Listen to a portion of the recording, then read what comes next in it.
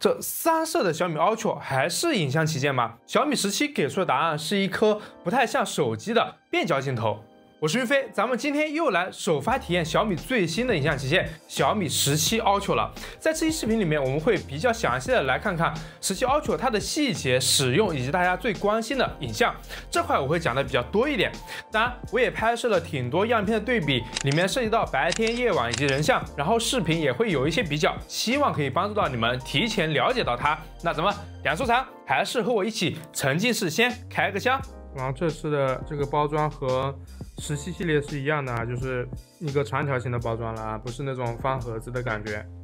啊。保护壳还是这种透明的，一个卡针，卡针也是普通的卡针。我这台这个颜色是紫色吧，叫做冷烟紫。然后这个 Ultra 也是全系列都变成了这种直屏了。然后它这一代，它这个加减按钮，它这里是有一个明显的标识的，就在这里。是有个明显的标识，然后这一代它也有一个巨大的变化，就是它从现在这个 Ultra 的4颗镜头变成了3颗镜头，那到底是为什么呢？那这个我们待会来解释啊。然后我们先看一下，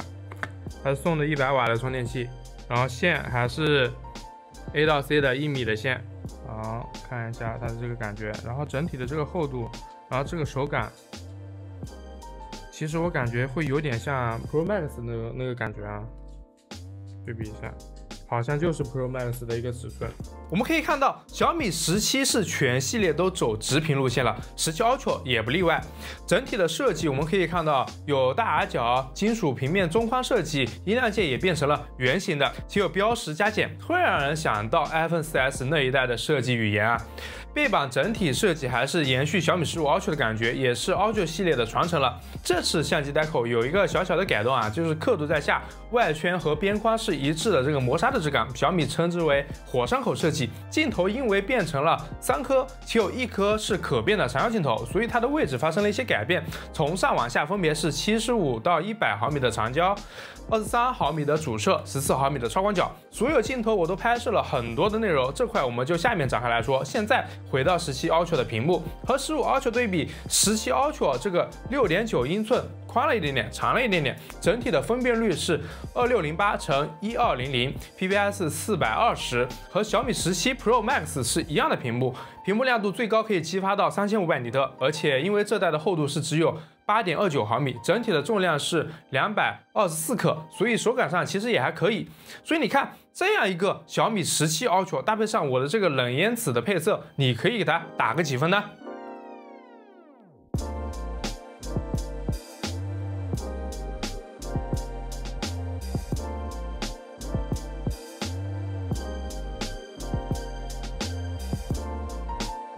不过外观它只是一个表象，真正决定17 Ultra 还是不是影像旗舰的，其实是接下来这1颗镜头，也就是它的长焦。它有着2亿像素、1.4英寸超大底传感器，有着光学变焦技术，具备 OIS 光学防抖、3G 加5P 的非球面高透镜组，还有徕卡 APO 副消色彩认证，就是在这代长焦上面做了消除紫边和绿边，且做得非常不错。而且它是内变焦的不恒定光圈镜头，焦段是75到100毫米，光圈是 f2.39 到 f2.96， 最近对焦距离是30厘米左右。这段时间里面，我体验到最惊艳的一点是它的变焦是无需等待的，就是直接切换，而主摄依旧是延续了1英寸大底，5000万像素23毫米 f1.67， 同样具备光学防抖，可以简单认为是在15 Ultra 的配置上升级了光影恋人 1050L， 升级了 Logic， 升级了镀膜，拍摄画面内容更通透，且宽容度会更高。超广角也同样是5000万像素，12毫米 f2.2， 祖传的坚韧5 2.75英寸的传感器，5厘米的超级微距。那么硬件参数我们是了解了，实际拍摄起来用起来怎么样呢？我们也拍摄了大量的样片，看看这次17 Ultra 升级到底顶不顶吧。会用到小米15来做参考，以此来看看这几颗镜头的一个变化，特别是2颗镜头变1颗的区别。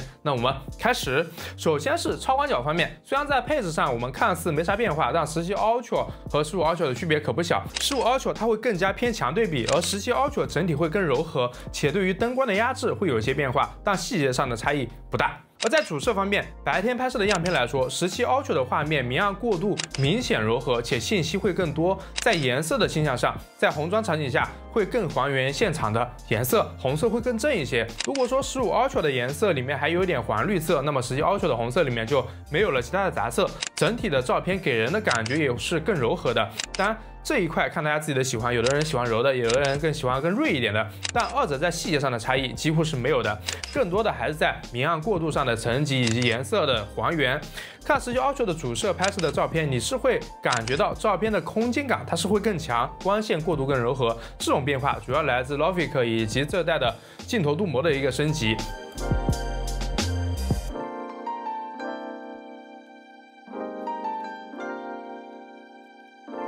而到了长焦这一代的变化就非常集中也非常明显了。除了我们前面提到的变焦几乎是无等待的一个体验，它在颜色上一致性表现也是非常的稳。毕竟本质上就是同一颗镜头在不同的焦段上面工作，然后就是柔，是真的有很柔和，颜色亮度的过渡都很柔和，是真的有点像微单拍出来的一个画面。但这种柔和也要看个人的喜好，不喜欢的话，你可能会觉得清晰度不够高。但一放大来看，你别说，这个感觉还真是不相上下的。而且我发现一个很有意思的点啊，17 Ultra 的背景虚化明显是比15 Ultra 要更好的。按照参数来看，15 Ultra 的光圈更大，但实际的虚化表现上，17 Ultra 反而更胜一筹。原因其实不在光圈，而在这颗长焦的成像规模。15 Ultra 的75毫米焦段用的是2.5/1英寸级别的一个传感器，而17 Ultra 长焦则是1.4/1英寸的超大底。在相同的构图下，更大的传感器就意味着更长的实际焦距，从而带来更浅的景深。这也是为什么17 Ultra 的虚化看起来会更自然、更明显。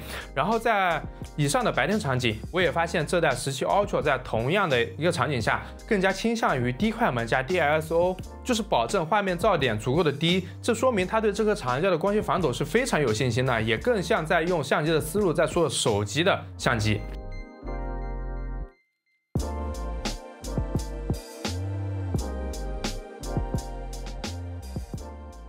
而这一代17 Ultra 宣传的是什么呢？夜神，那怎么少得了夜间拍摄的一个对比呢？在主摄上的差异依然是有的啊。17 Ultra 整体氛围和表达出来的颜色质感都是要更强一些的，你可以明显感觉到那种温暖感。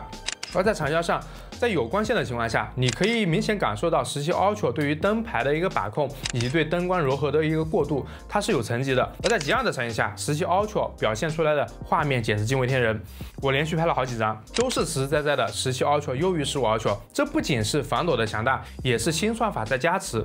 这确实是在一个极限的场景下，这个对比是有点夸张的。大家把夜景样片整体拉出来看，你会发现一个很一致的现象：17 Ultra 在夜景下的 ISO 依然偏低。白天做到这一点是不稀奇的，难的是在夜晚依然做到2-3倍的 ISO 的一个差距，同时快门还控制在一个相对安全的范围内，这其实就已经很能说明问题了。说明17 Ultra 在这一代多帧合成的一个效率、稳定性和取舍的一个策略上都有非常明显的提升。这也是我为什么会觉得17 Ultra 这一代更像是用相机思路来做手机影像，而不是简单把夜景给提亮。而影像部分，我们最后要来聊的是人像。我们在以上的章节里面基本已经了解了它各个镜头的一个具体表现。那么在这个章节里面，我们可以稍微的放松一点，就来单独的瞧瞧它拍摄了哪些非常 nice 的人像吧。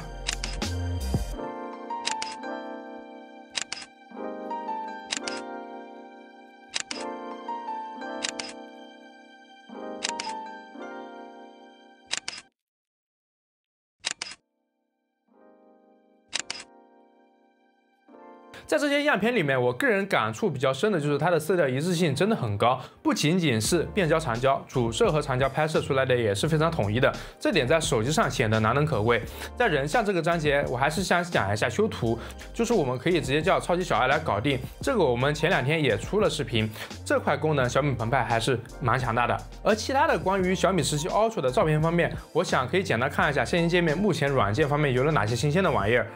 大家第一个感兴趣的应该是所谓的红毯滤镜，在最左侧的界面新增了一个实况滤镜，里面有4个预设的运镜方式：红毯、主角、自由、超清，都是直接拍完就是一张照片，然后在实况里面可以查看。我们可以看一下具体的一个效果。这里面实况运镜里面的这4个运镜，我们分别介绍一下。红毯运镜的话，它是可以直接自己规定一个这个具体的一个倍数，然后它运行到后面，比如说3秒钟，3、2、1，在1的这一秒它就会放慢，就比如说我们现在的这种效果，大家可以看一下，开灯，这种效果就还是非常不错的，就有点那种红毯的那个味儿。但这个红毯运镜的话，它都是一个推进的一个角度啊，就是往前推，就有点放大，然后加放慢。然后第二个主角运镜，主角运镜的话，它是从长倍率，也就是长焦到1倍，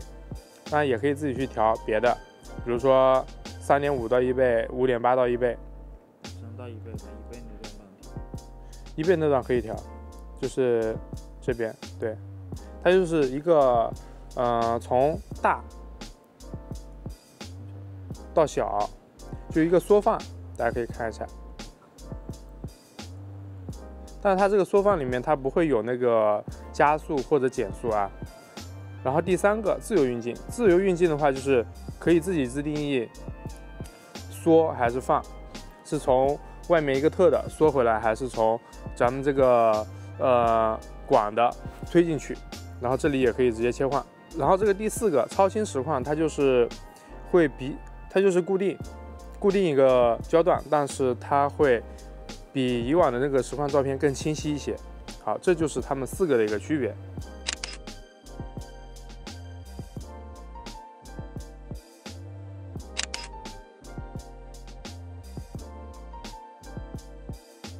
而第2块就是在拍照界面设置了几个单独的场景，里面几个很难出片的场景是直接预设了内容啊，都是大家会用到，但可能拍的不太好的一个场景。这次是直接内置了对应的算法参数。剪影、舞台、烟花、火焰，但这次的时间是真的比较紧张，且附近也没有对应的场景，所以这块就没有测到，就不展开了。另一个就是多了2亿像素的单独开关，其中75到100内的一个焦段都可以直接拍摄2亿像素的照片。这块的功能对于拍摄出片来说还是很利好的，特别是拍摄静物内容，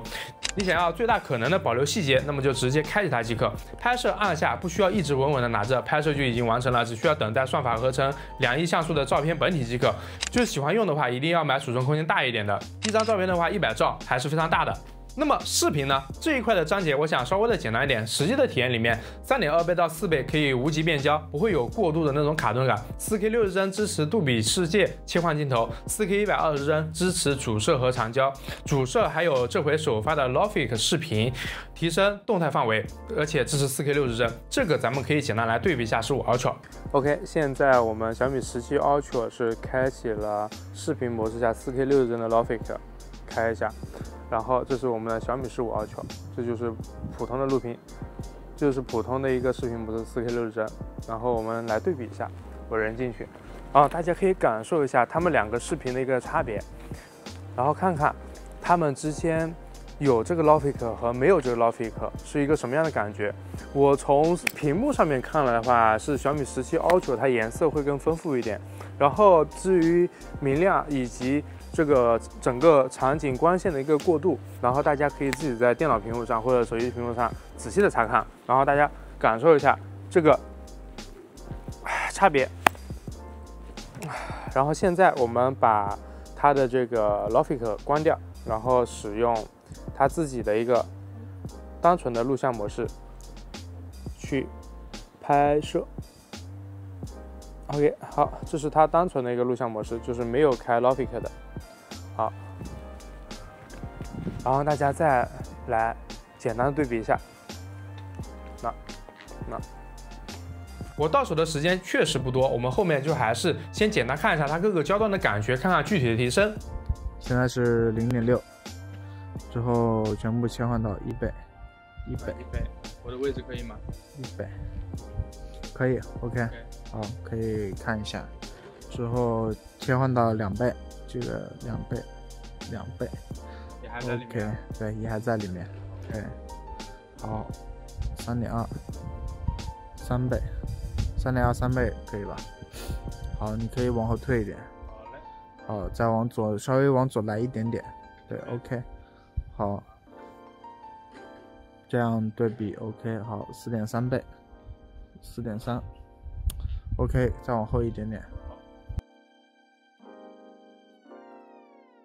好，现在我们来做一下它移动场景的一个测试啊。这边还是我们的小米17 Ultra， 我这里开一下它的视频录制，然后这边是我们的小米15 Ultra。OK， 现在是1倍的一个录制。然后从我这边来看的话，小米17 Ultra 的颜色是比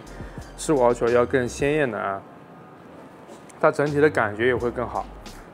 不知道是屏幕的问题，还是它们实际的本身的一个差距。好，然后我们切换到它的 0.6 倍。0.6 倍按道理来说应该是没什么区别的啊。然后这里，感觉小米17 Ultra 它的视频整体的这个对比度会相较于15 Ultra 会更淡一点点，就整体感觉更柔和，但实际上它整体的这个清晰度来说，还是需要等我们到电脑上去仔细的查看。然后我们切换到他们的 3.2 倍 ，OK， 3.2 倍一切换，17 Ultra 它的整体的这个优势就上来了，因为17 Ultra 它这个 3.2 倍到4倍的话，它是一整个镜头，而且底比较大嘛，所以相较于15 Ultra 的话，它不管是背景虚化也好，还是那个光学素质，我个人感觉都是要更强一些的。然后我们可以看一下人脸，浩哥。然后人脸这边17 Ultra 的话，它是明显会更红润一点，而15 Ultra 是偏寡淡，而15 Ultra 它是偏寡淡的那种感觉。好，我们切换到 4.3 倍。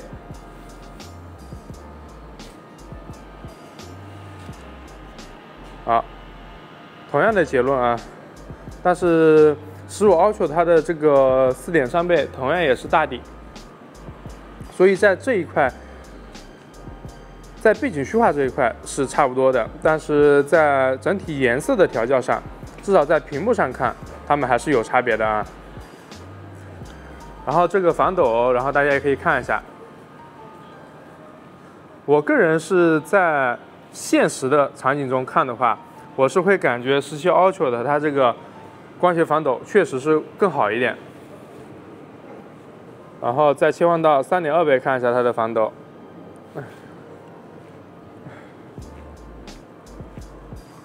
然后大家自己感受一下。然后1倍。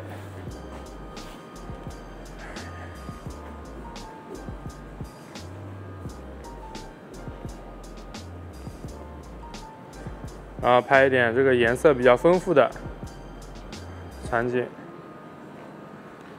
然后再 0.6 倍。好，浩哥，我们往后退吧。好，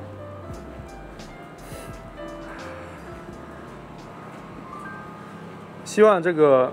对比可以帮助到大家了解它们之间的一个差异啊。而其他方面 ，Vlog 在专业设置里面可以开启，这方面我们就不做具体的探讨，未来可以在详细的对比里面来聊一聊。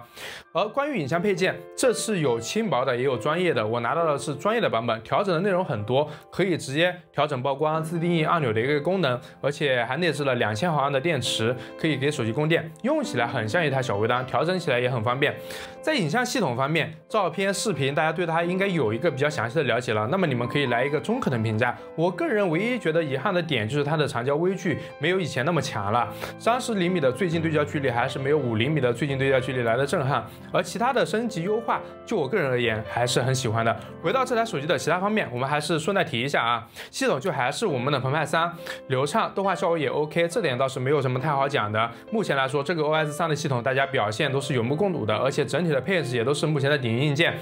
高通第5代骁龙8至尊版 ，QQ 变形6 CPU 单核是3553，多核是10443，GPU 是23830。在游戏实测方面，我们也简单试了王者荣耀，画质帧率全开最高的情况下，在目前的这个室温20度室内是跑了1个小时，整体的帧率表现还是挺不错的，给大家一个简单的参考。小米在这样的一个机子里面放了6800毫安的金沙江电池，支持90瓦有线充电和50瓦无线充电，企业也开放了90瓦的 PPS 协议，大家选用充电器就更方便了。不过在这次的系统里面有一个新的东西，就是我们此前不是已经很方便了，可以和苹果手机互通消息嘛？这回终于轮到自家的设备了。这次在互联互通里面是可以开启选项，选择你的主机，然后在副机里面也开启互通选项，那么2台小米手机就可以互通信息了，像电话、短信、微信、QQ、飞书都可以直接互通的啊。这样双持小米手机的用户在看消息、接收验证码啥的就会更方便，而且也可以直接控制另一台手机，临时操作一下也是不在话下，这点是很棒的。如果只用一句话来总结这一代小米17 Ultra， 那就是它不是在追求更猛的参数，而是在用更接近相机的思路重新梳理手机影像的取舍。它的核心变化几乎都集中在长焦上，一颗1.4英寸的内边焦长焦。不仅解决了焦段割裂的问题，也在虚化、色彩一致性、白天 DSO、夜间多帧合成这些关键的体验上带来了非常明确的提升。主摄在 Logic 和新镀膜的加持下，画面更通透，过渡更自然。夜景是17 Ultra 影像取向变化最明显的地方，它不再是单纯靠拉亮度，而是在 DSO 的前提下，通过更成熟的多帧合成和稳定性去把画面还原回来。这也是我认为它更像相机的地方。当然，它也不是完美无缺，比如说长焦微距相比以前它是有取舍的，但是我们可以感受到这一代依然是堆料堆得还不错，且一直在创新。我个人认为，如果你手里有14、15 Ultra 超大杯，那么你没有必要100%去换，但如果你就是想要95到98的一个提升，为了要更强的柔和和过渡，更干净的色彩和光线的一个渐变，更科技的手机内变焦，那么还是非常值得一试的。以上就是我这段时间的体验分享了，想说的都说干净了，有点长，希望你会喜欢。后续我也会继续更新它的长期使用感受，记得关注呀。那么我是云飞，保持思考，那咱们下期视频再见。